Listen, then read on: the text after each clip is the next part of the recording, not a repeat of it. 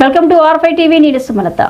2 రోజుల పర్యటన నిమిత్తం ఈ నెల ఏప్రిల్ 16న అసెంబ్లీ పద్దుల కమిటీ జిల్లాకు రానుందని తిరుపతి జిల్లా కలెక్టర్ డాక్టర్ వెంకటేశ్వర్ ఎస్ మంగళవారం ఒక ప్రకటనలో పేర్కొన్నారు.